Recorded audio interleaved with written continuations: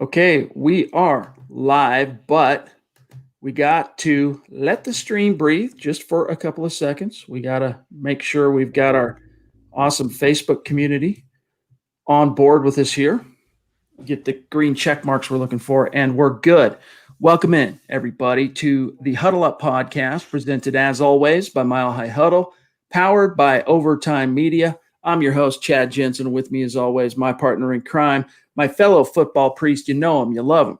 He is Zack Kelberman. Zack, I thought it was interesting that after, and what kind of added to the intrigue of this particular storyline was the fact of Mike Kliss's tweet heading into halftime. But Vic Fangio claims today that the thought of benching Drew Lock literally never crossed his mind. Now, that could be some coach speak there in terms of, simplifying it, oversimplifying it. I'm sure it at least crossed his mind, like the thought at some point. But what was your reaction to hearing that? Well, it contradicts what Mike Kliss reported, and say what you want about Mike Kliss, but his information is usually spot on. So if he had word that the Broncos were considering benching Drew Lock mid-game, there's some validity to that, I feel. And I don't know for sure, I want to believe Fangio, but if they would have lost that game, would he have still said he wasn't considering it? I feel like he would have done that through the media to challenge Drew Lock if they would have lost that game.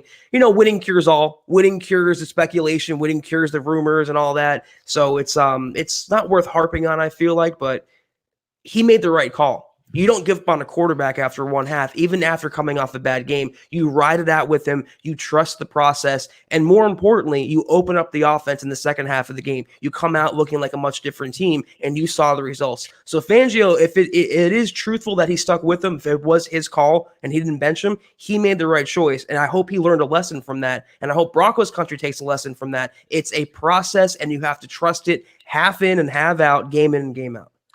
That's the key. I mean, I understand in today's day and age in which, and we talked about this in the gut reaction, though, in which NFL quarterbacks are coming straight out of the box to the field and just putting up prolific numbers. Joe Burrow is a good example of that this year as a rookie. Justin Herbert has put up great numbers, although, his defense and his coaching has let him down. There are other examples. I understand why fans are thus impatient and why, you have to resist as a fan the impulse to get too consumed with quarterback envy. But this game was quintessential, case in point, harsh reminder that it is, as Zack said, a process, and you got to trust it. And honestly, especially for a quarterback who's yet to play in 16 full games, I mean, in essence, Drew Lock is still in that rookie learning curve, so to speak. Yes. You got to give him his chance. Like if he can stink it up for 2 quarters, he can stink it up for 3 quarters or not play at a high level. But if he turns it around late in the game, you gotta view each game within a full 60-minute scope or body of work. And I think that's why, that's really gets you closer in terms of the thinking of how the Broncos view this. They were panicked. Obviously, they were not happy. They weren't satisfied with how Lock was playing. And I want to talk also while we're here, we'll get to this about Drew Lock's kind of emotional speech during halftime. But Vic Fangio stuck to his guns unflinchingly, stood behind his young quarterback, took the fiery dart, so to speak, and it ended up paying dividends for him, his young QB, and the team. In terms of the Drew Lock sect of Broncos country that's not on board yet, it's psychology and human nature. You know how, Chad, you hear your own voice being played back and you're harsher on yourself. You look at yourself in the mirror and you're harsher on yourself than another person would judge you. That's how Broncos country is with Drew Lock. Because he's their quarterback, they look at him with a sharper eye. If the Broncos fans saw Drew Lock play for another team, if he played for the Cardinals, and they saw yesterday's game, they saw that fourth quarter, they would be blown the hell away. They'd be saying, I want that quarterback on my team. Well, guess what, guys? You have him. And you're going to see more ugly football like you saw in Kansas City, and you're going to see more great football like you saw in the second half against the Chargers yesterday. That is what Chad and I have been warning even before the season started. Months now. It's going to be a roller coaster. You're going to hit the peaks and the valleys. The Chiefs game was a valley. Yesterday's game was definitely a peak, and it's going to be like this going forward. You have to enjoy the ride and trust the process. I was listening to a little Denver radio. I was listening to The Drive on the way, just today while I was driving around this afternoon, in fact, running my kids around a little bit. And I popped in on a part of their conversation between Darren McKee and oh my gosh, I just brain farted his name. I can't believe I did that. The right tackle. What's his name? Super Bowl 50. Columbus. Thank you, Tyler Columbus, Judas Priest. Anyway, I popped in and they were talking, and I think D-Mac posed the question to him, hey, would you rather have the Drew Lock performance of yesterday on Sunday and it results in a win, or would you rather have the Justin Herbert performance, which was a lot more even from start to finish, and the loss? And I couldn't believe it that Columbus was like, oh yeah, I'd rather have the Herbert performance. I'm like, no, it comes down to the dub. Who got the win? And I love Tyler Columbus, and I apologize for having the brain fart on his name, but he's great. He does a great job. That show is crushing it right now for the fan. They've got the largest market share they've ever had, and that's an award-winning show there for the fans. So I've got nothing but respect for Tyler, and he's always been kind and supportive of MHH.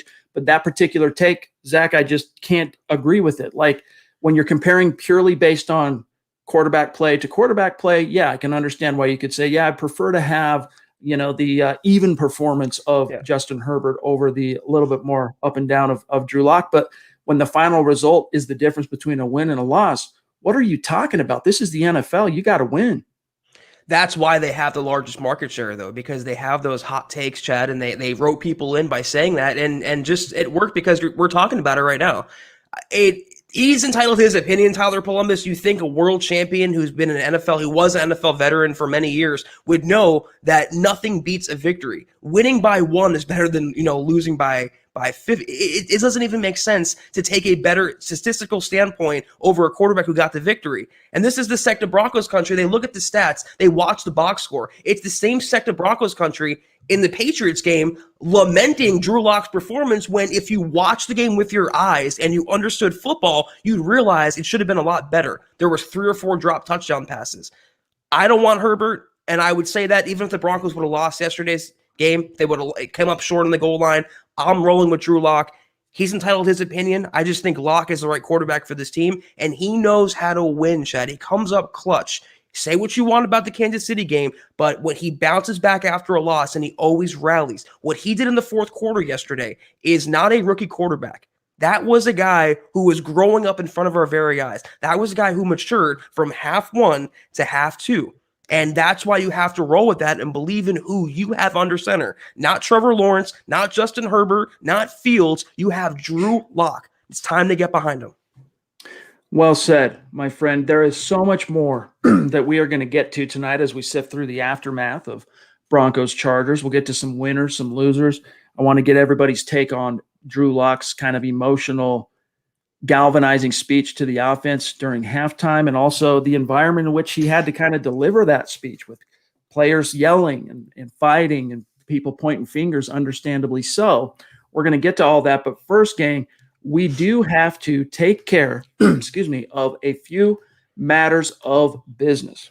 Yes, Broncos country. Tonight's live stream podcast is brought to you by sportsbetting.com. Gambling is now legal in the state of Colorado, and here's what makes sportsbetting.com a no-brainer for sports fans. Guys, first of all, sharp odds and low juice. They have in-house bookmakers, in-house guys. They're not a third-party provider of odds. Reduced juice and best prices. Also, hassle-free bonuses, a one-time rollover. That means the bonus money is yours after you bet it one time, whereas other sites range from 5 to 30 times. Finally, 24/7 live customer support. You are always, when you contact them, getting a real person on the line. Not a bot, a real person. But here's the kicker, Broncos fans. At sportsbetting.com, you get a 100% risk-free week of sports betting up to $1,000. Not just one bet, but all of your bets. Play for a week, and if your losses exceed your winnings at the end of the week, sportsbetting.com will cover 100% of the difference up to $1,000 with a one-time rollover.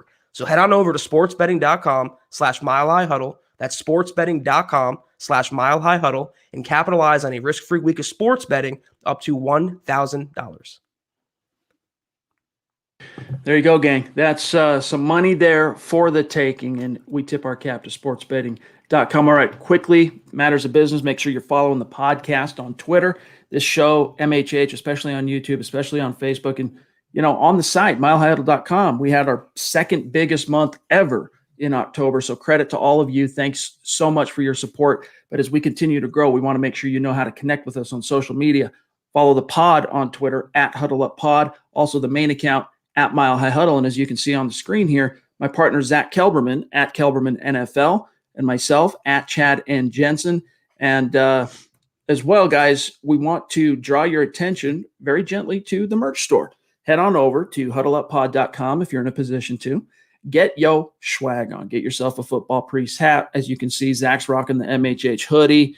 There's the face mask. There's the mug. There's the great T-shirt that was designed by Christy, and also another superstar designed T-shirt from Zachary Smouse. A little something for everybody. It's another way that you can support what we're doing here. And also, really quickly, if you're on Facebook, this is another part or aspect of our community that is just growing exponentially. If you would like to become an official supporter, just go to our main page, facebook.com/milehighhuddle. You'll see the big blue button, become a supporter. You're in like Flynn. It's another way to support what we are doing here at MHH. And we have some really bold and exciting plans coming down the pike for our Facebook supporters. And you know what, gang? If you're not in a position to support the merch store, become a supporter, or be a Super Chat superstar, it's all good. We are just glad to have you in this stream with us. We appreciate you being here with us, or if you're listening after the fact. What we do ask is that you do these three things. Subscribe first and foremost, like this video, like this episode. And if you think Zach and I are doing a good job for you, share this out there. Help us continue to grow, reach new like-minded Broncos fans just like you. All right, Zach, before we dive into a few of the main topics from tonight, I want to grab a few super chats that have stacked up. Appreciate our superstars like Tom up there north of the 49th parallel. Appreciate you, my friend. He says, fun facts. 2019 NFL Combine category ball speed. Drew Lock, 54 miles per hour. Brett Rippon, what is that? I'm not sure what that means. I have no idea. L53. Brett Rippon, 59. Shocked, guys? Yeah, I mean, that's not the first time, by the way. Thanks, Tom. That's not the first time I've heard the argument that, Brett Rippon actually has a stronger arm than Drew Lock. But have you watched the tape? All right. And I'll let Eric Trickle explain this at some point. You can ask him about it on Dove Valley Deep Divers or hit him up on Twitter at Eric Trickle. But there is a big difference between ball speed and, throwing it in a straight line and actual in-game velocity. Right. All you got to do, guys, is turn on the tape. Like Brett Rippon, his attributes jump off the screen, and that is cognition, football acumen, pre-snap, reading the field, all that stuff, making the right reads. But he's got to throw into the future. He's got to throw with accuracy, and he's got to throw with anticipation because he lacks that juice, right? That oomph in a real game. And, again, it's great that he had a better velocity at or MPH, as you would say there, Tom, at the combine, but it just doesn't translate to the tapes. Whereas Drew Lock's arm just pops on film. Every throw, you just see the velocity, you see the vapor trails, and you're absolutely right. There's a difference between throwing as hard as you can and throwing with accuracy and also anticipation. Lock doesn't have to throw his receivers open. He can rifle the ball in there, and he just can do things that Brett Rippon can't. And I'll say this, guys, I'm a Brett Rippon fan as a quarterback too, as a backup. He would not have won yesterday's game. I'm sorry. That Drew Lock and his arm talent and his intangibles and his mental fortitude, that's what helped the Broncos spring that upset. Brett Rippon couldn't have done that. I like him a lot. He's just not physically Drew Lock, nor will he ever be. And I don't want to take anything away from him. Like Zach said, we do like Brett, and he does present a lot of value and underappreciated value in terms of, being that Band-Aid, that backup, that stopgap that can truly step in at a moment's notice and keep the ship afloat. But Drew Lock, you saw in the fourth quarter when he minds his technique and his fundamentals and his platform and his footwork, and he plants and drives, velocity on that ball. I mean, there are a few quarterbacks in the league who can put more juice on it than Drew Lock in a live game. And you see that if you turn on the tape. Stu, Meat, jumping in, one of our superstars, and he's providing us here a super sticker. So thank you, my friend. Really appreciate it. He says, anxiety levels were sky high for the first three quarters for me. Yeah, I mean, I mentioned this on the gut reaction yesterday, Zach, but it was especially getting into the crunch time when the chips were down and you realized, goodness gracious, the Broncos have a chance here.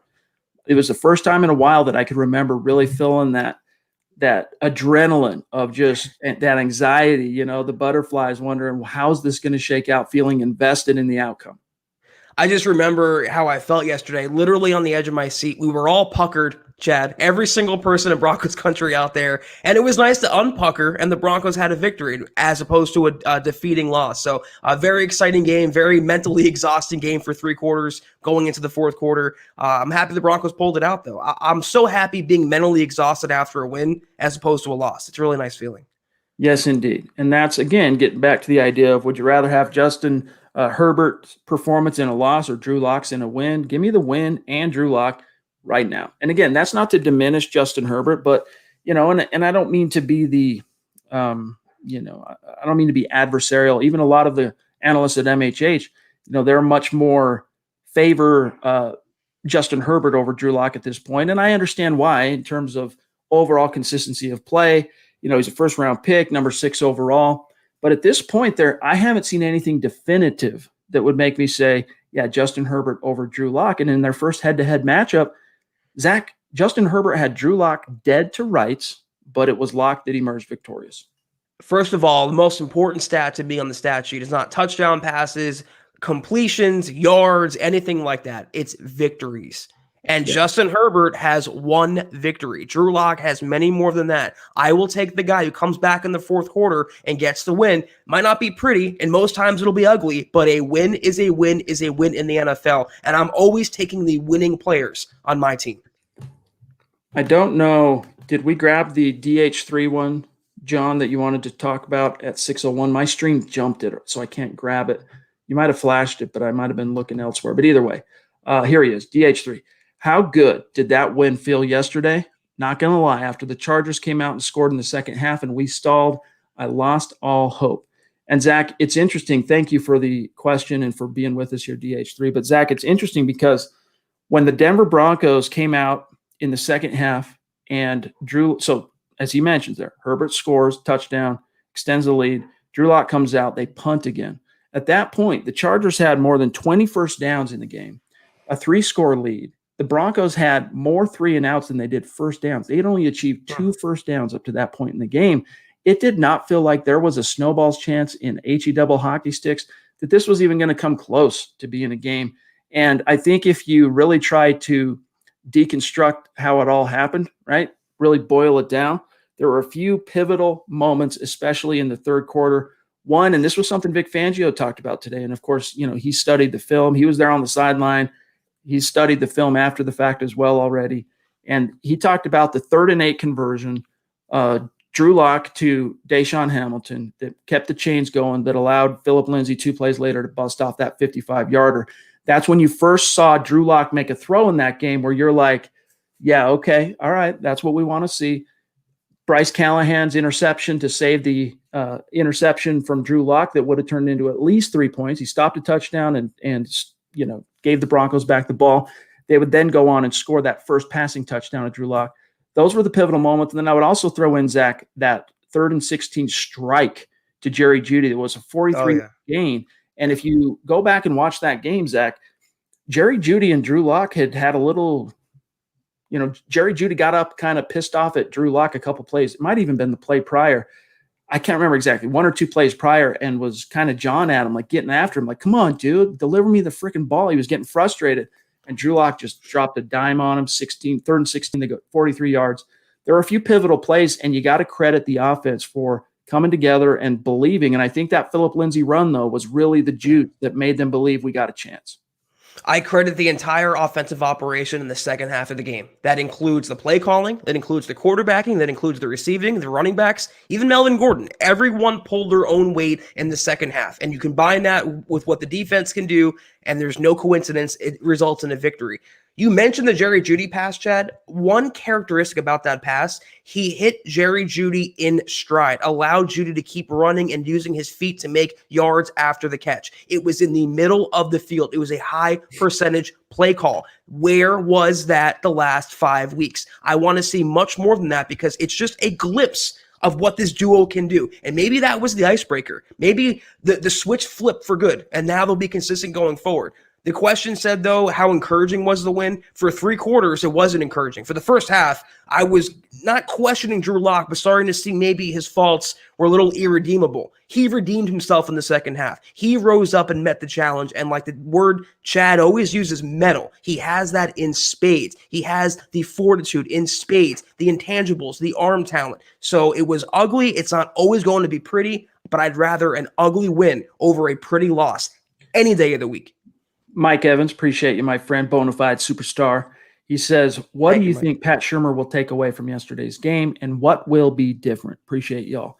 So, Mike, I haven't had a chance to rewatch this game with the coaches' film. I don't even think it's out quite yet. Usually it's Tuesdays, although they have been getting the coaches' film out a little bit earlier this year. So, but nevertheless, just upon the 1.5 times of viewing the game, in the second half especially, what I would say is a few takeaways, Zach. One, you got to feed Phillip Lindsay, all right? You got to dispense with holding on to this idea that we paid Melvin Gordon, so thus we need to, give him a lion's share of the touches.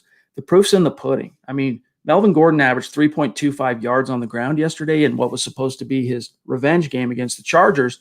Meanwhile, Phil averaged almost 14. He only carried the ball 6 times, okay? So the message there is we have to make it a point of emphasis, Zach, to get Phillip Lindsay more involved in this offense early on and try and help get him in a rhythm. And I understand the counterpoint to that as well. You do want to keep Gordon involved early as well, because he doesn't hit the hole anywhere near as quickly and as explosive as Phillip Lindsay. And so the defense starts getting lulled into its own little rhythm, starts sleeping a little. Then you put Lindsay in, and the pop and the difference is so striking that it catches them off balance. And there's some truth to that. But obviously, Zach, you got to feed Phillip Lindsay more than 2 carries or whatever it was, maybe 1 in the first half. And then the other thing is tempo. All right, tempo. I do think, and we talked about this during the halftime stream, that obviously Shurmur had emphasized in the coaching side of things leading up to this game that Locke needed to take what the defense was giving him. You saw a lot more of the underneath stuff early in the game. And you saw a lot of the same stuff in the second half, but Drew Lock started minding his technique. He started trusting his protection. He stood in the pocket, delivered the throw, and when he set his feet, it was always a dime. It was always a completion. And so I think tempo, Zach, continuing to emphasize, take what the defense gives you. I mean, how many shots did they really take yesterday? I can think of 2 off the top of my head. Both were incomplete. 1 was a pick. Maybe there was 1 more. I don't recall, but those are 2 things that come to mind immediately off 1.5 viewing is Phillip Lindsay, get him the ball more, and use tempo to get Drew Lock into a rhythm quickly. You need to get him going earlier than you did yesterday. In terms of Phillip Lindsay, let me just throw a stat out there because I agree with you 1,000% here. He had more yards on 1 carry, his 27-yard scamper, than Melvin Gordon had the entire game on 8 carries. 8 carries, 26 yards, Melvin Gordon. That's what the Broncos are paying $8 million for. Phillip Lindsay is the Broncos' RB1. They need to not only feed him, but pay him. That's another story, though. To answer the question more directly, what Chad said, nailed it there. Get Lock in a rhythm, play with tempo, play with pace, no huddle. But what I saw with Drew Lock compared to the first half, he was not thinking out there. He was just playing. He wasn't thinking and overthinking. He wasn't locked in his own mind. That is one criticism, Chad, you and I both had about Paxton Lynch. He was constantly locked in his own mental space, and he wasn't playing loose. He was thinking about it. And when you think about something, like guys, right now, think about breathing. You will start to realize that you're breathing and it becomes a physical sensation. It's the same thing when you're playing quarterback. If you're thinking about, oh, this ball has to be accurate, you're going to throw an inaccurate pass. He needs to just cut it loose out there. It's the type of quarterback that he is.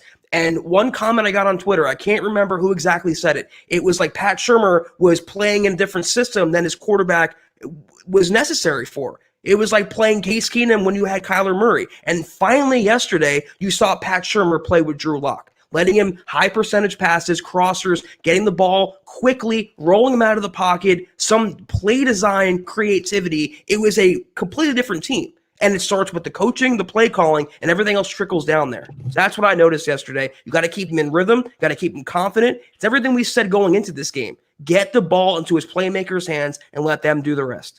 And that kind of ties into Larry here, Broncos fan number 24 on YouTube, longtime listener of the show and a bona fide superstar. Much love to you, Larry. Appreciate you, dog. Thank you.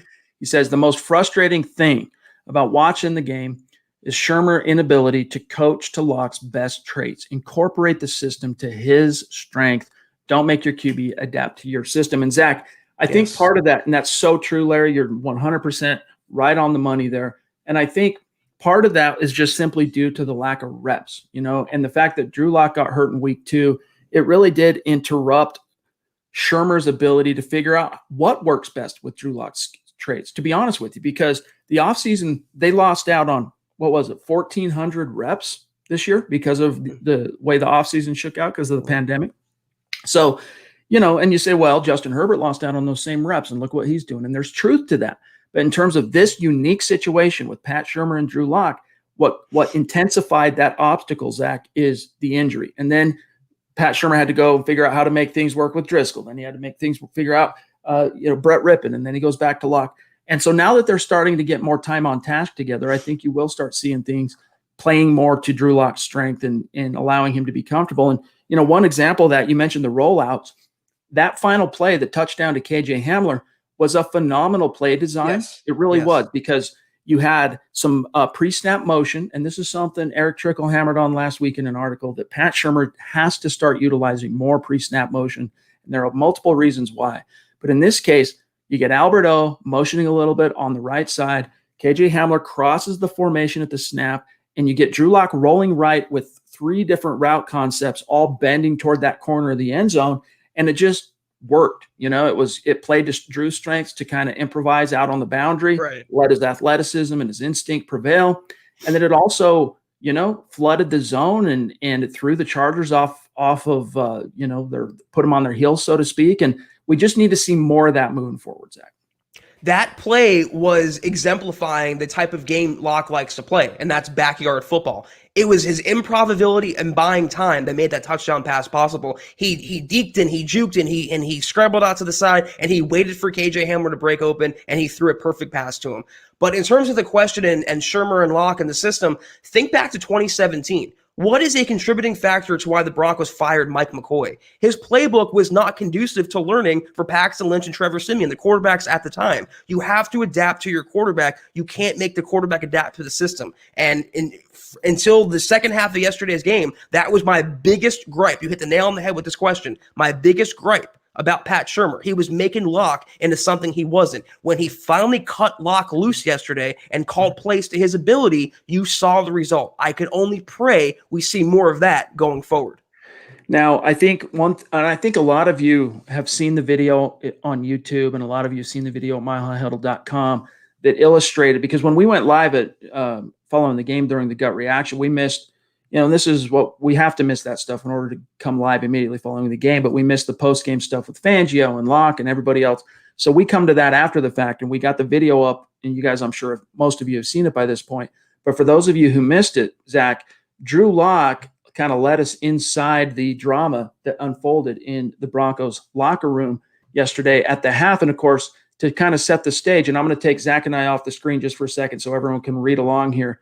But just to set the stage here, the Broncos were booed going off the field, right? 3 points, 2 first downs. And obviously you worry about confidence and infighting. And it was confirmed by Drew Lock that there was yelling, there was screaming. And here's what he said. He ended up kind of making a speech, standing up and talking to the offense. Here's what he said, quote, "It was kind of deja vu coming into that locker room again, all the yelling, all the screaming. Offense isn't playing well, blah, blah, blah. I just got up in front of the offense and said, listen, it's so easy for us to come in here and scream and yell and get mad and talk about what we are doing bad, but we just need to man up. And when the plays come our way, we need to make them, myself included. I'm not yelling at y'all. I'm honestly talking to myself right now, screaming at myself." And that's exactly what we went out and did. We started rough there. I threw a pick talking about the third quarter, and the plays came, and there wasn't one that we turned down. Those young guys, Deshaun, the O-line, Melvin was huge, Phillip was huge. Those guys came to play, and it was awesome to be the quarterback of this team today. And Zach, he goes on, he talks a little bit more about what he had to say there, but it was just what the doctor ordered. And we've been talking about worrying, like, where's the leadership from Locke? Like, we get it, the swag and the confidence. That's very valuable, and it can help lift your guys and provide confidence to other people, Zach. But at a certain point, you need Drew Lock. And what's even I think more important in terms of the takeaway is Drew Lock stood up amid a game in which he was horrendous. He was, half the reason, if not more, why the Broncos were in the hole they were in at halftime. And yet he took it upon himself to stand up. And so I think that shows you that he was willing to take the risk. I think it also shows you that, he recognized something needed to be said and needed to come from him. And it had a galvanizing effect, Zach. It really did. But you see it when he completed the game-winning touchdown pass, when he was cutting his little dance move, everyone came over and mobbed him. You see the camaraderie on this team. They're much more close-knit than people would have you believe, and Locke is their leader. Again, he's young. He's going through his struggles. It's not always pretty. They're going to lose more games, but he is their quarterback, and the team responds to him. You saw it last year when he was a rookie. Came in for that game, and for Brandon Allen, and the offense looked completely different. Yesterday, when that light bulb flicked on for him in the second half, you actually saw it happen. You saw a light bulb actually turn on over Drew Lock's head. When that happened, it was all him. And the quiet confidence in the demeanor and the swagger and the dancing, like Chad said, it's all fun and games and it's cute when they're winning. When they're losing, different story. But regardless, win or lose, he has the respect of the locker room. And I think he's finally finding himself. Again, he's a young quarterback. He has less than a full regular season of starting experience. He's finding himself as a person, as a player, as a quarterback, as a leader, as a friend. You grow into this. It's not, you don't show up to McDonald's and start cooking burgers. It's a much more complex position and job, and it takes stages and it's a process. And Locke, I think, is learning, Chad, to finally trust that and himself.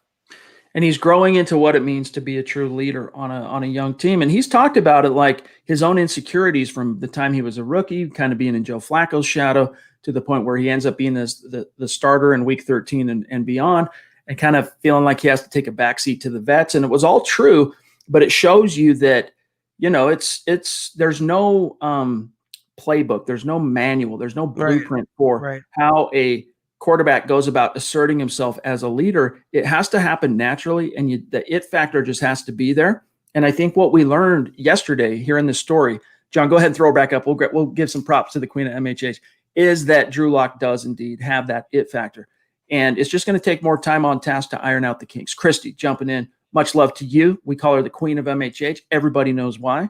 And she says, great show. Glad to have a win and finally enjoy. Glad to see Drew be Drew. Hope he keeps it going. Zach, this, in my opinion, like the Houston game was great, but this was Drew Lock's signature win. All right. This was his signature. I think it was Phillip Lindsay called it a milestone for Drew Lock. Everyone recognizes it was an extremely meaningful game.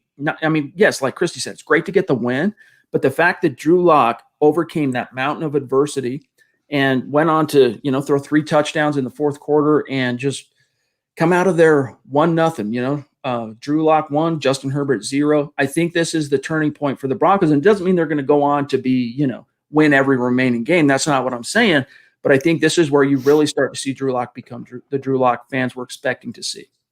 Well, can I just address this real quick? I don't understand how this was so hard to grasp. No, I'm not comparing it. I'm saying it's not as easy as showing up and being a fry cook. No disrespect to fry cooks, but coming into being a quarterback of an NFL franchise, you don't just come in there and throw footballs. It's a leadership position. It's a growth position. You have to earn every snap on the field every day. I'm not saying they're comparable. I'm saying the opposite. It's complete antithesis of being a fry cook and being an NFL quarterback. That's my public service announcement for the day.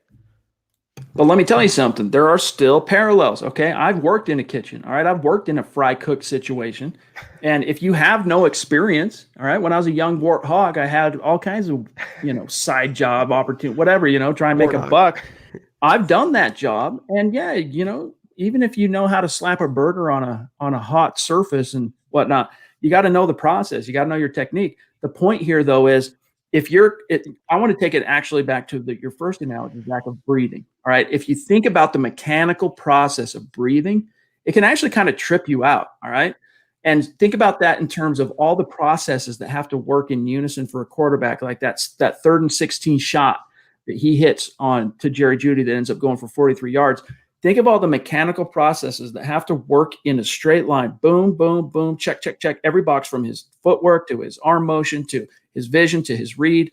All of that stuff has to work in unison and in succession and sequence, Zach.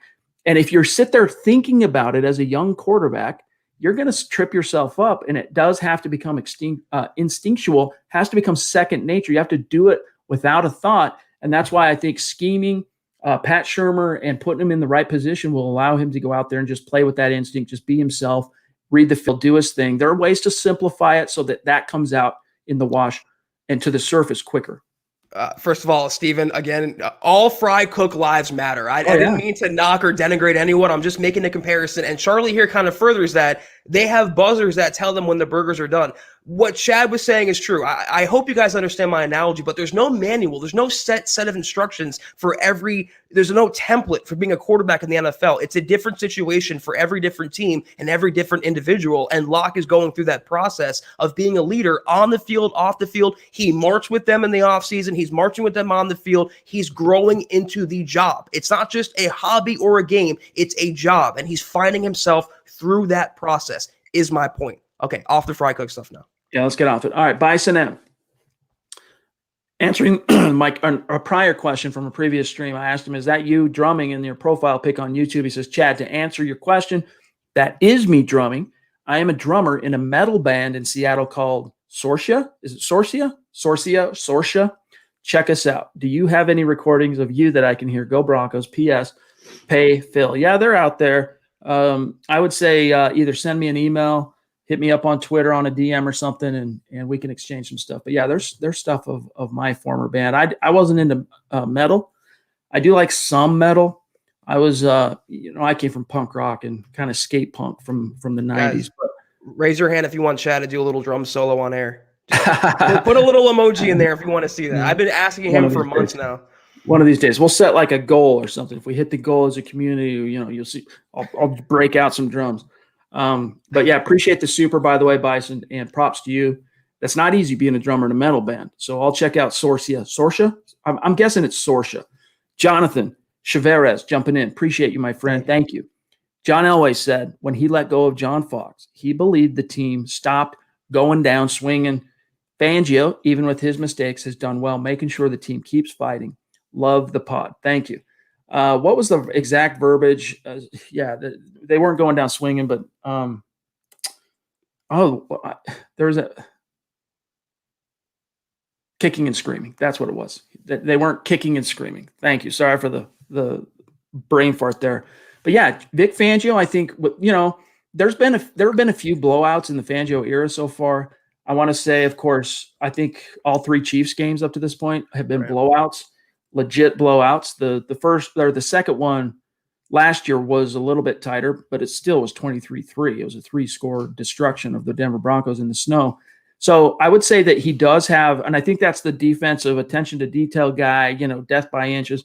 That does come out in the wash, Zach. And I do think that you could make an argument that Vic Fangio's teams, by and large, take it down to the wire, but there were too many of those games last year where, they would, 4 games that they lost in the closing seconds where they lost the lead. Now, it's not like the Chargers blowing 4 consecutive 16-point games or 16-point leads in 4 consecutive games, which is an NFL record. That's never happened before. It's not like that. But still, Fangio, I do think he is, he's got the kicking and screaming thing down. Last year, I chalk it up to a first-time head coach at a young team finding their own ground. They lost a lot of winnable games, but this year, Chad, I've noticed in the Fangio era, even when they are getting blown out, which is rare, they're still playing hard. They're still playing to the whistle. They're still competing out there.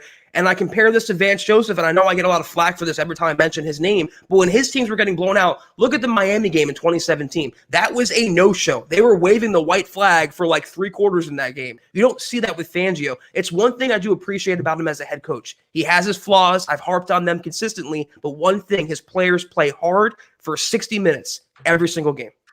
I mean, Fangio's problem has just been offensive consistency. His defense does what they're supposed to do by and large. I mean, there's a few exceptions, but they just need that offense to start clicking, and that's why if they can use this game as that launching point, man, sky's the limit for this team. They are not the New York Jets. Like I saw the power rankings. Was it? Might have been Sports Illustrated, the mothership. Now that I think about it, but they had the Broncos ranked 29th out of 32 teams. I was like, you're just way off base. I know they just got blown out by the Chiefs, but they're not the 29th team in the league. And when the dust finally settles on this season, the Broncos might not end up 10 a 10-win team or 11-win team, but they're sure as heck not going to be a number 29. Leroy brings up Tyree Cleveland. Appreciate you, Leroy. And it's also on the mind of JR Caprone on Facebook. Shout out to our Facebook community. When are we going to see more Tyree on the field? Seems like they're wasting talent to an extent. The Broncos have wide receiver, untapped potential, inexperience coming out their ears. It's like, where do you invest the game reps? Right now, you got to prioritize the premium round guys with, your Jerry Jeudy, your KJ Hamler. Plus, now you're working Albert O into the equation, game in and game out. Yeah. And, maybe you would have expected to see Tyree a little bit more. I can check out what his snap count was here in just a second. But, Zach, I think unless you had – Tim was out yesterday, Patrick. Deontay Spencer has been out now 2 weeks. He did get some reps, did Tyree Cleveland, if I'm not mistaken. I'll double check that. But unless something, knock on wood, were to happen to KJ or Deshaun, I just don't think in terms of the pecking order, there's reason to get him on the field quite yet, because you're taking away from what you're developing and growing with those guys up to this point.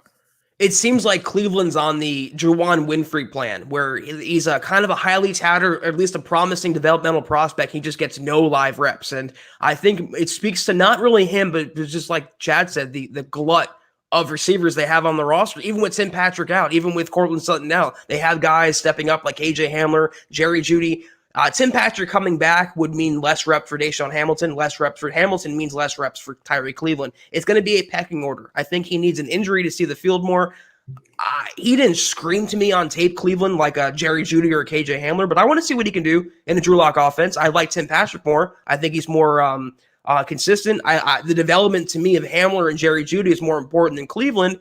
I still would like him to get a shot going forward, though, before the end of the year. And for what it's worth, I was wrong. I did see him on the field. We all saw him on the field on special teams. He did not play on offense. So, I think for now the Broncos are investing those game reps, which are valuable, into the guys they think can help them the most right now. And it just doesn't include Cleveland, although they do value him. It's just a different story. Zach, we're getting some pressure here to get to our winners and losers. So let's get this show started here. Winners and losers coming out of Week 10. Let's go through this relatively rapid fire, because I do want to get back to the stream here. This shows you the very bottom here. But I think first and foremost, as I put the article together, Drew Lock emerges as a winner. And I get it that it wasn't a full 60-minute performance replete with consistency.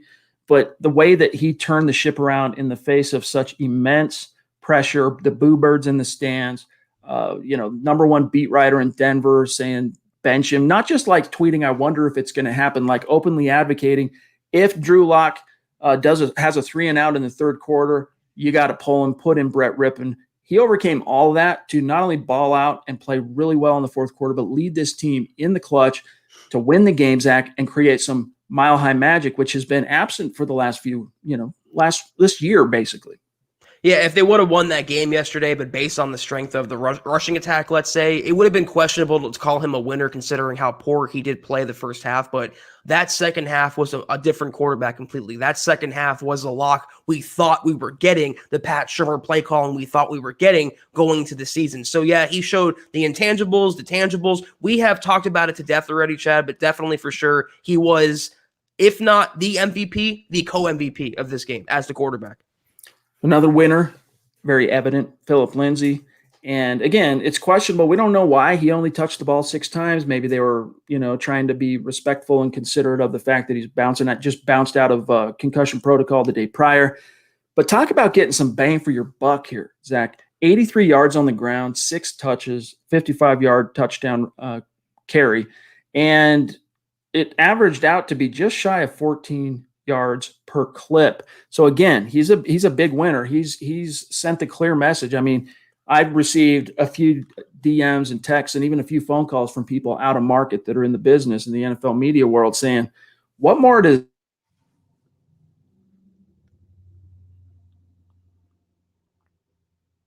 Pat Shurmur, quit wasting so much time on Melvin Gordon. I'm the dude. I'm the stud. Hashtag pay Phil. Hashtag pay Phil. Hashtag pay Phil. What more does he have to do? And this is why Chad said and I said going into the season, and even when the Broncos signed Melvin Gordon, you know what? You can count out Phillip Lindsay. You can hate on him, but he will always emerge to the surface. The cream always rises to the top, and no Broncos player is creamier, Chad, than Phillip Lindsay. He needs a long-term contract. He needs, no doubt, RB1 status. But you know what? Even if he doesn't get it, the contract or the title, he will show the Broncos he is that guy. He will prove them wrong. He will prove Melvin Gordon wrong. He will prove outside fans wrong. That's just who Phillip Lindsay is, and you never count him out. He will always shine. For what it's worth, Bryce Callahan, of course, an obvious winner. For what it's worth, Vic Fangio, who's been there for every NFL snap Bryce Callahan has played since entering the league as a college free agent with the Bears back in 2015, he said that interception that he came up with in the end zone against the 6'4", 218-pound Mike Williams, okay? And we're talking about Bryce Callahan, 5'9", 180, all right? Wins that my ball situation, gets the pick. Fangio says that's the best play I've ever seen him make. That's his signature play as a pro. He ended up having just a phenomenal game, Zach. He defended 6 passes, so he was targeted 6 times, relinquished 1 reception for a measly 7-8 yards, something like that. Pro Football Focus recognized him with a 90-something grade, which is elite. And then I went and looked at the rankings. For what it's worth, we have our questions, let's just say, with regard to PFF grades, and they can come off as very arbitrary at times and questionable. But right now, don't look twice here, but Bryce Callahan is the 3rd highest graded corner in the league right now per PFF. He's playing at an all-pro level this year, and he's exceeded my expectations. Not only does he exist, Chad, he exists, and he's a very, very dynamic player. Far and away the Broncos' best, most consistent cornerback, earning every penny of that contract. And you know what? It's $7 million a year for an elite slot cornerback. That is a massive bargain. And you know what? Callahan is proving, like I predicted, he is a monumental upgrade on Chris Harris Jr. in the slot. But he can play the boundary of the slot. He is just a dynamic cornerback. And for Fangio to say that's the best play he ever made. He coached him in Chicago. That means something. This is a really good corner, and I'm very happy the Broncos have him, and his foot, Chad, is holding up. Indeed. Knock on wood. Right. Also, he didn't get in the end zone, did Jerry Jeudy, Zach, but it through no fault of his own because he had his man dead to rights in that first half, and Drew Lock just, even though he was rolling out, it came off his hand weird. I don't know if it maybe even got tipped at the second level. I wasn't sure on that first viewing there. But Jerry Jeudy should have had a touchdown. Didn't quite get there, but he still had a career-high 73 yards, led the team with 10 targets, 4 receptions. And with Tim Patrick out, the Broncos needed that first-rounder to really step up. And he did that not only with his play on the field, but I think that the way he kind of is pushing Drew Lock, I think it's helping. I do think it's helping kind of it's like a trial by fire for these 2 young players figuring out how to make it work in the league. And what was Judy's best play? That fourth quarter, that long gainer where he showed off his speed, his footwork, his ball skills, and Drew Lock threw him open in stride. That's just a glimpse, guys, of the Lock to Judy connection that's going to be around, hopefully, for a very long time. I'm going to include Kareem Jackson here, and I did in the written article, but, I do worry he's going to hear from the league because he was, let's just say it's the criticism that I've heard from people in the league this week, or today, I should say, is that he looked like he was out there headhunting in the fourth quarter. Knocked out A.J. Bouye's own man, some friendly fire, laid a pretty serious hit on the Chargers running back Jackson there. Or excuse me, I think it was actually Pope. But nevertheless, he finished the game with 12 tackles, led the team, 8 solo. He was that enforcer. And Zach, even though it did seem like he was pushing the envelope in the fourth quarter in terms of ethics, okay, it obviously had an effect on the Chargers. It did strike some fear into them. There was an intimidation factor there, and you can't discount that. You can't, and I like the tone that he's setting, but when you hurt your team, literally, you hurt your own player, or you hurt your team with penalties, that's where it becomes egregious to me. That's where it becomes over the line. And also keep in mind, the more he headhunts opponents will start headhunting the Broncos. I don't want a player getting knocked out because Kareem Jackson wanted to stand over him and flex like TJ Ward and Edelman back in that game a couple years ago. I like the tone setter, but there's a limit to the tone setting that needs to be done in a game.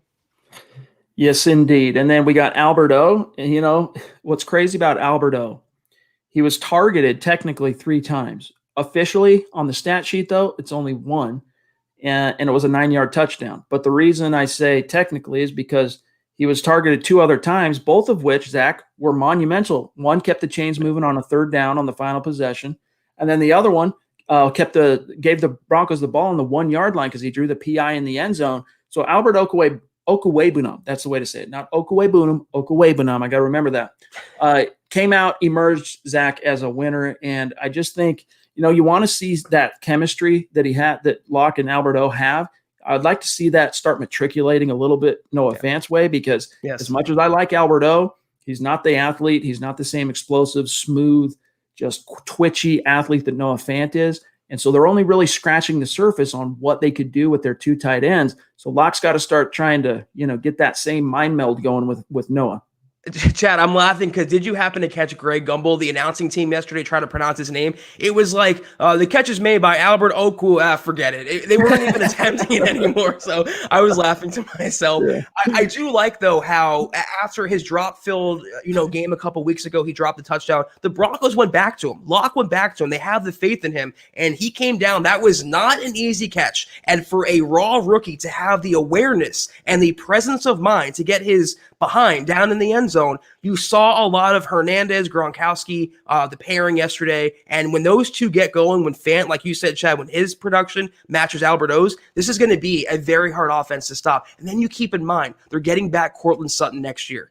You have all these pieces, all this dynamicism, and when it all comes together, it's going to be so special. Let's grab the two Hambone brothers here in tandem, because KJ Hamler, he was relatively, I wouldn't say he didn't make an impact, because that speed kept the Chargers on their toes a little bit, but he was targeted 3 times, 13 yards, but obviously catches the game winner. And it was a tough catch because it ended up kind of coming off schedule a little bit. And, he was in the shortened end zone, and he ended up getting his butt down, touchdown, game winner, first career NFL touchdown. And then his mentor at Penn State, Deshaun Hamilton, had himself a game as well. I mean, you want that blocking penalty back. That, what was it, like illegal block above the waist? I can't even remember what the freaking penalty was. It was something a little bit ridiculous, but he did step up big time as a receiver, led the team in receiving yards with 83, 4 receptions, plus that 40-yard touchdown. So the Ham brothers, Penn State showing up big time for the Broncos in Week 8. I'm encouraged also that Hamler emerged from that game, not only scoring the winning touchdown, but he didn't re-aggravate that hamstring. So he's healthy, he's catching his bearings now, and he's getting valuable experience. Deshaun, I'll eat some crow. Not all of it. I'll eat a wing of it. He did perform well yesterday. He led the team in receiving. Most of it came on a long gainer, but you want to see more of those plays. He was a 4th-round pick. He's trying to salvage his stock and his future with the Broncos. He's continuing that chemistry that he showed last year with Locke. If he can just be consistent and have a couple more games like this, I'll eat the breast. I'll eat the thigh. I'm eating just a wing of crow for now on Deshaun Hamilton. It was cool, I thought, of Drew Lock, and it's not the first time he's mentioned it, but as he was leaving the field on Sunday, Broncos TV caught his exit, and he kind of chided fans right as he was about to hit the tunnel, and they were supporting him and giving him props for the win. He said, "Hey, now remember, don't boo too early." And then he walked into the tunnel, and you could tell he was miffed. Those boos did piss him off. That was part of what fueled him. But then as he's walking into the locker room, he's like giving credit to his receivers. And then the last thing he says as he walks through the door and it closes behind him is, Deshaun Hamilton, basically, I'm paraphrasing, he balled out. He doesn't get enough credit. You guys are sleeping still on Deshaun Hamilton. So it's cool to see Hamilton get some props and some and then we got Bradley Chubb, Malik Reed, I included as a duo here. Because once again, 3rd straight game, they both ended up getting a sack. They're doing their thing. And I didn't even notice, to be honest with you, Zach, even though he did return and he did get snaps, that Jeremiah Attache was back in the saddle. Malik Reed and Bradley Chubb, they got something cooking. What does that say if you didn't notice him? It means Malik Reed is really balling out. And I want to just throw on there as an honorable mention, he's my guy, but DeMarcus Walker had a great game yesterday. The defense played really well, but DeMarcus Walker really stepped up. The front 7, who, except for a couple losers who you see on the screen there, they mostly played well. The defense played well, but DeMarcus Walker, the outside linebackers, Denver might have something with Malik Reed. Not saying he's going to take Vaughn's job or Bradley Chubb's job, but he might be a long-term number 3 outside linebacker for Vic Fangio and the Broncos. Absolutely. And one thing I want to mention about DeMarcus Walker, since you did bring him up, and he, if you're going really deep diving on the winners and losers, he and Draymond Jones each are deserving of some props. Yes. But in the case of Walker, he did get a nice timely sack on Justin Herbert that was wiped off by whatever it was, a defensive hold, some penalty in the second level of the defense. Wasn't his fault. He won the rep, got the sack, and it was kind of a ticky-tack call, if I if I can remember right. But nevertheless, that's 2 games in a row. Both he and Jones, since they've returned off IR, have played really well and given the Broncos a boost. The problem is, as run stuffers, they got to step it up because the Chargers rattled off over 200 yards on the ground, and they were missing Mike Purcell in a big bad way. Where the Broncos, all right, 4 quick losers, and we'll get right back to the stream. Obviously, Garrett Bowles jumps to the very top because the old recidivist. All right, that means repeat offender for those of you who remember the movie Raising Arizona.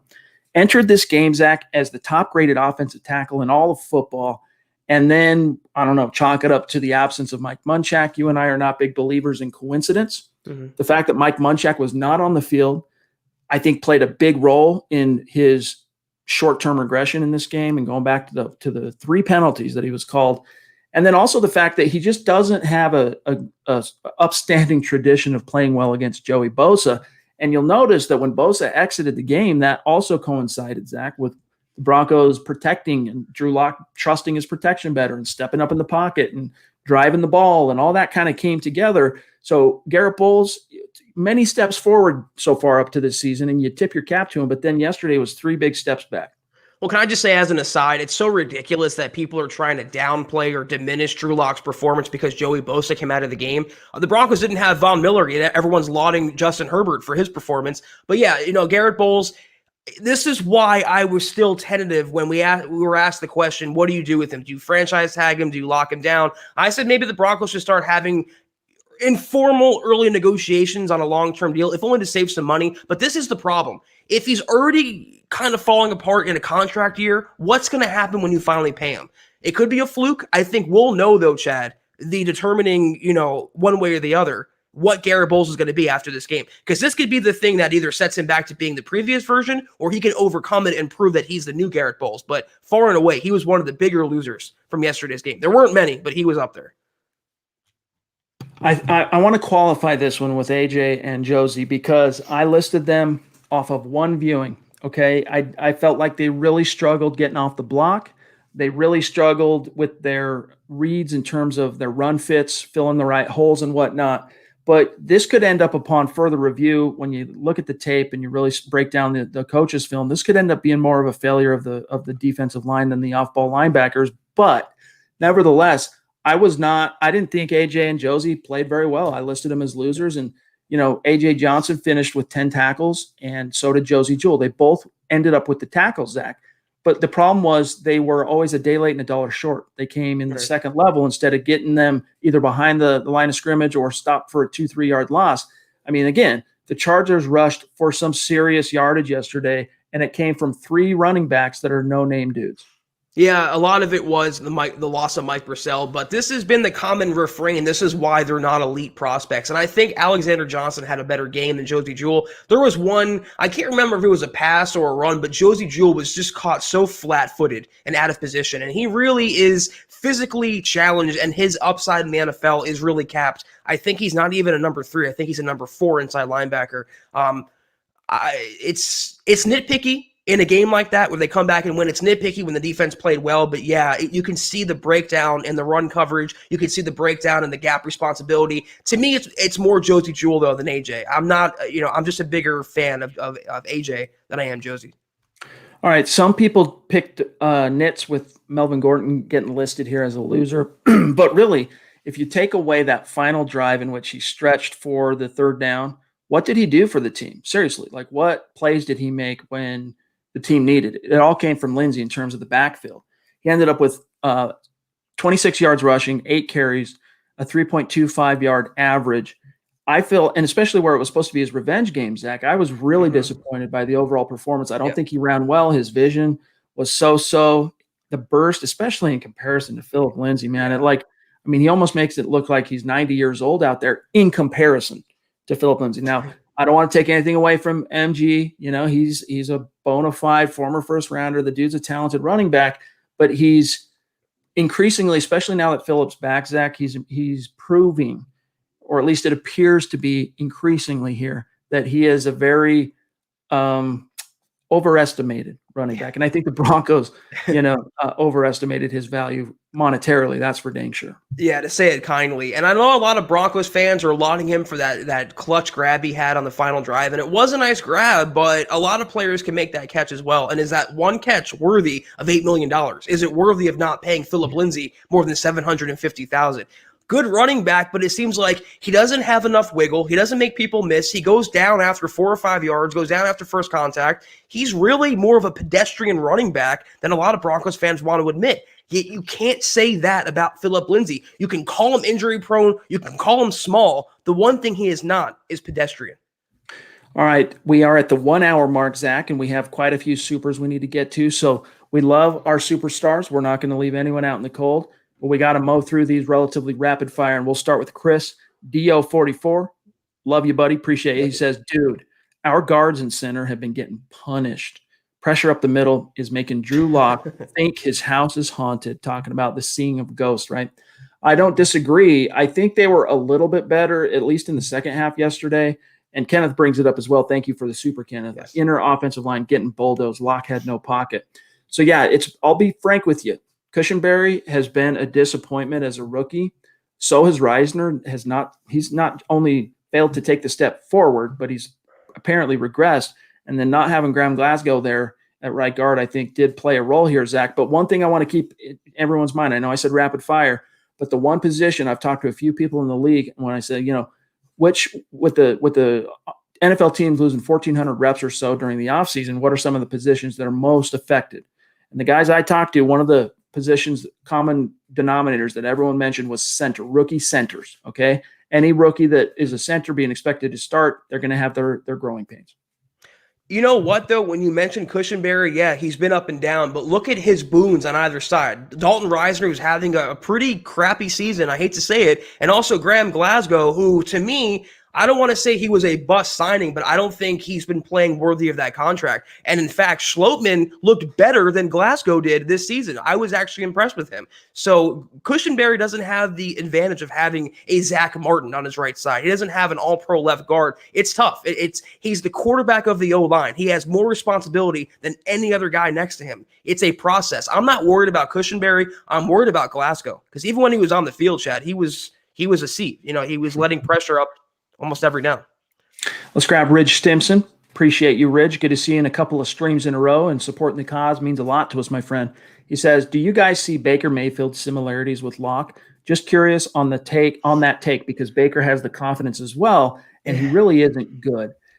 Baker has surprised me. I think obviously the turnover at the coaching level has really hurt him, but no, I think the only thing you can really draw in parallel is just that kind of swag they have on the field. Even if things don't appear to be going their way, they're showing some swag, like Drew Lock started doing. And granted, it was more subdued versions, but dancing when he throws the first TD to Albert O, and you're like, well, you still got 2 touchdowns to overcome, dog. Like, not going overboard with it, but quietly celebrating. And that's the only a similarity or parallel I could really see, to be honest with you, Zach. Yeah, I mean, here's the difference. When I watch Baker Mayfield, I see someone trying to come off cool and trying to come off cocky and trying to come off with a lot of swag. When I watch Drew Lock, I watch a guy just having fun. I watch a guy who loves Jeezy, who loves dancing on the field. He just plays with more sincerity, I feel like. I really can't explain it. He just plays with more, more genuine. I think as a person, as a personality, I think he's a better leader, Drew Lock. I think he's how do I say this? I think he's a better pocket passer than Baker Mayfield, because Baker is way more erratic than a lot of fans realize. And for all his talent and all his pedigree and all his hype and the weapons he had in Cleveland, he hasn't really produced. You haven't gotten the wins. You haven't gotten the success. In the short little bit we've had Drew Lock under center, you've had victories. You've had success. You've had growth. And I would take Lock as my quarterback. He just comes off like a more genuine leader to me, more sincere. I want that guy in my huddle, not Baker Mayfield. Tom El Greco, appreciate you jumping back in again, my friend. He says, I'm glad to see Locke taking leadership. The O-line will do anything to protect him. I agree with that, by the way. They love Drew Lock. It's a big statement of him stepping up. A lot of respect. Thanks, guys. Yes, indeed, Zach. That's the thing. I'm glad you said that, Tom. I don't think Baker Mayfield's guys love him like the Broncos guys love Drew Lock. Maybe I'm wrong. I don't cover the Browns. I don't watch a lot of their games, but I don't really see them mobbing Baker Mayfield like they mob Drew Lock. So I want that guy they rally behind, not the guy they tolerate because he was a first-round pick.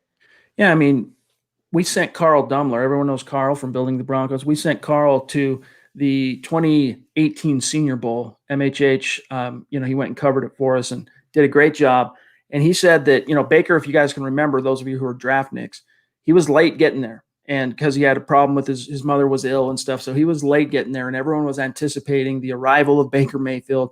And Carl said that when he arrived, man, all the players, from the players to the coaches to all the media, it was all eyes on Baker.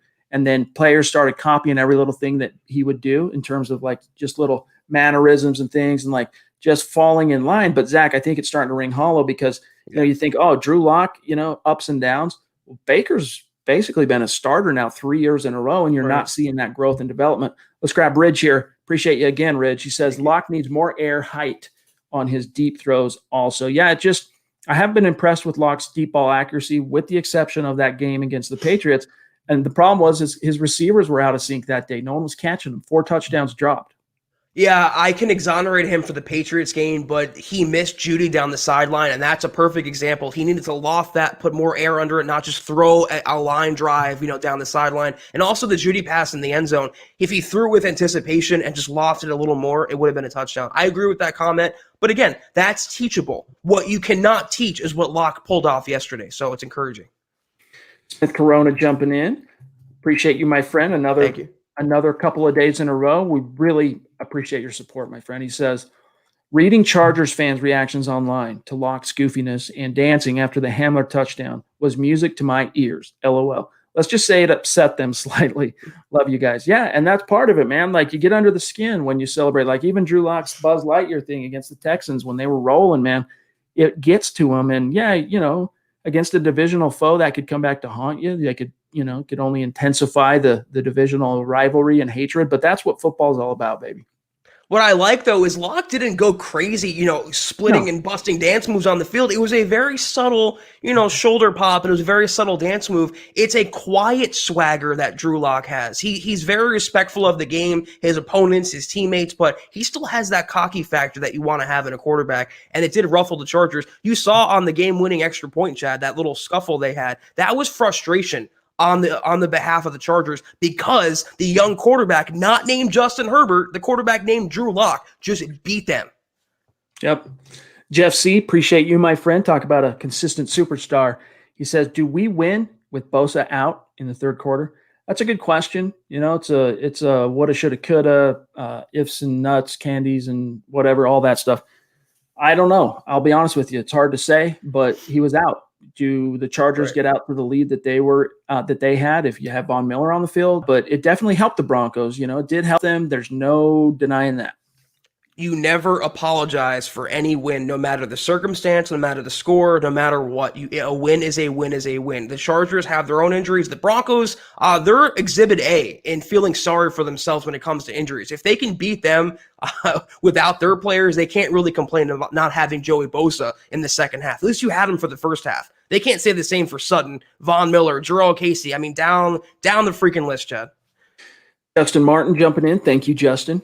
And by the way, each and every one of you awesome superstars, make sure you are connected with Zach and I on Twitter because we love shouting you out on Twitter after each and every episode. So if you have a Twitter account, connect with us. And if you don't have a Twitter account, so many of our superstars have just said, you know what, we want to participate in that. We want to keep the conversation going. Well, I'm going to go create a Twitter account. Do so if you haven't. Justin Martin, appreciate you. He says, I always loved when we had Peyton Manning and we would go no huddle. It would get the defense tired and allow us to keep playing fast and efficient. Yeah, there are some advantages there. You saw them in the fourth quarter, but it also has some disadvantages. And I think the problem for Pat Shurmur and Mike Shula is they got to figure out how to balance that and walk the line. But the key here, Zach, is tempo and getting Lock in a rhythm early. And it doesn't work with every quarterback. I mean, no huddle and playing fast. It doesn't work for an Alex Smith. It doesn't work for a Case Keenum. It works for a Drew Lock. And hopefully, my hope is Pat Shurmur, the light finally went on. He's realizing what plays work, what style of play works, and keep with that and keep finding success. Antonio Aragon, good to see you in the stream again, my friend. Love you. Thank you, Antonio. He says, happy to see Pat Shurmur attacking the middle of the field. Giving Locke confidence on easy completions can make a huge difference. Hashtag Broncos country. Well said, my friend. And it was good, too. Again, like, I don't want to completely take away the onus on Locke because he was a night and day quarterback in terms of trusting his protection in the second half. And that really allowed him to throw with power and precision and velocity, set his feet, and deliver.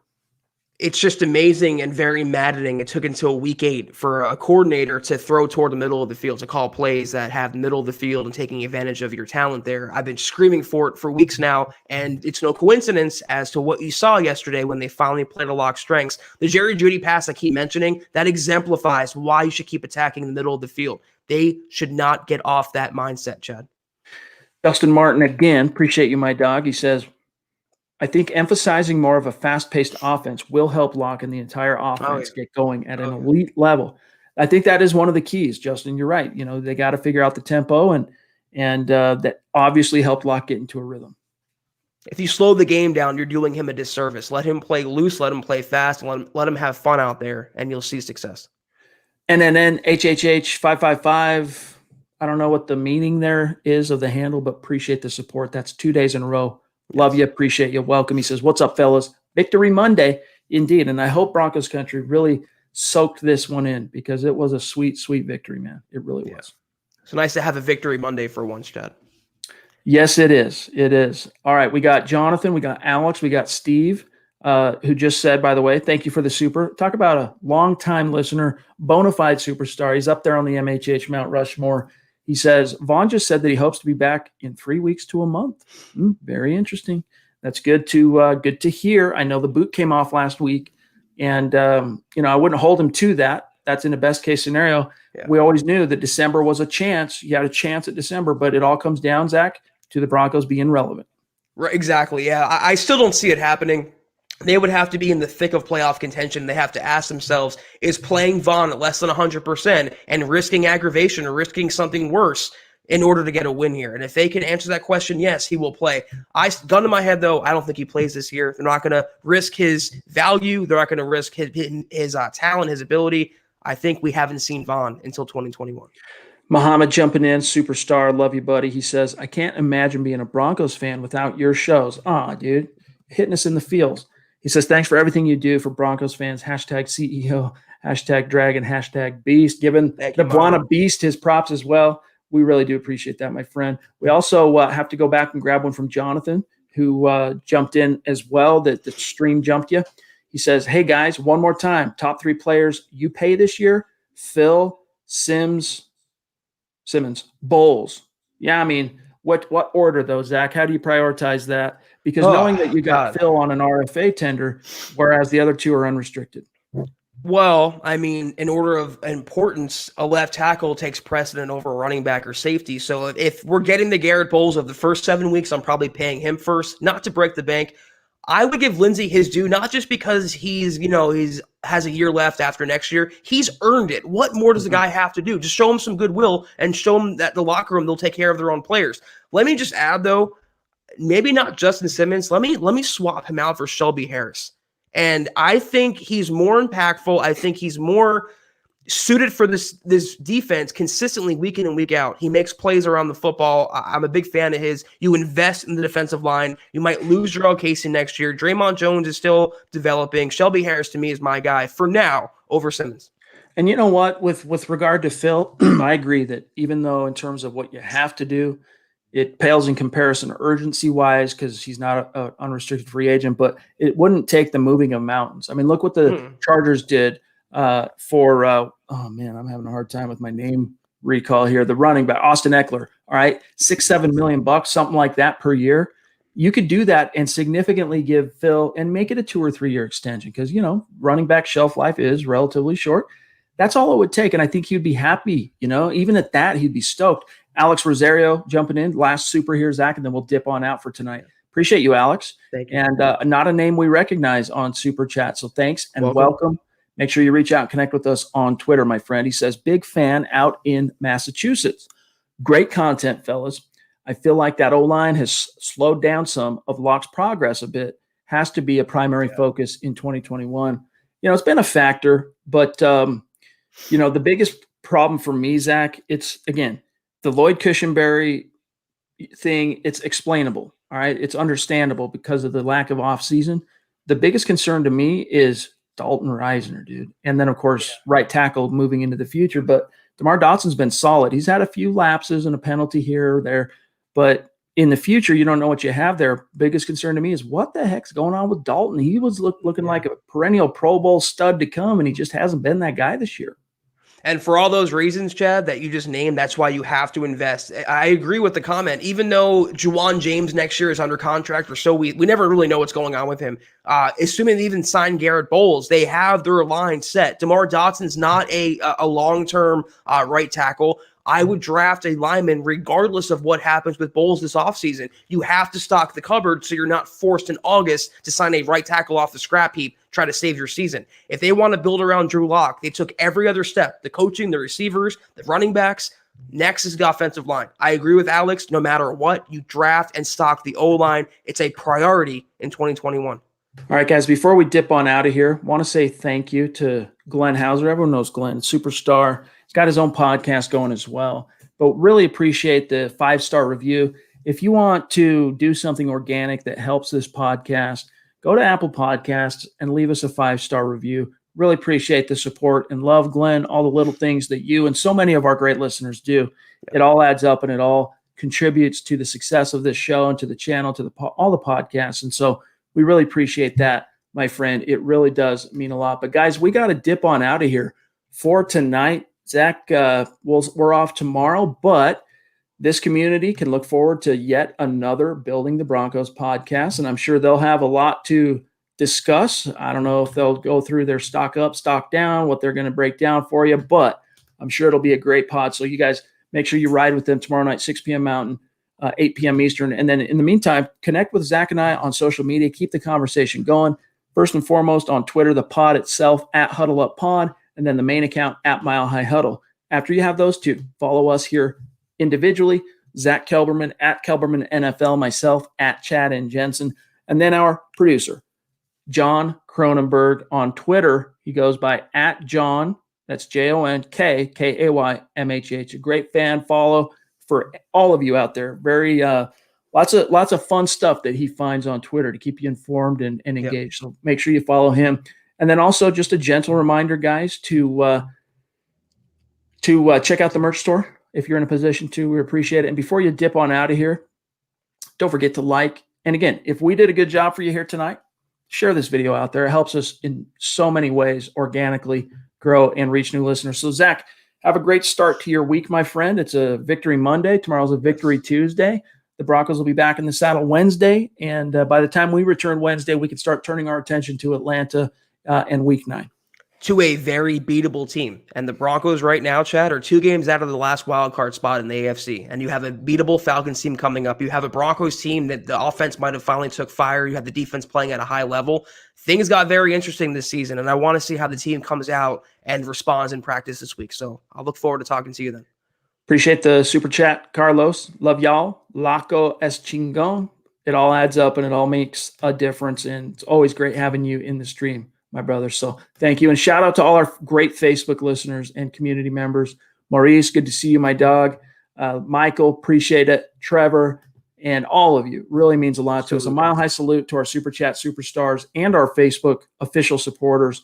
We'll catch you guys on the flip-flop on Wednesday, 6 p.m. Mountain, 8 p.m. Eastern. For Zack Kelberman, I'm Chad Jensen. We'll see you then.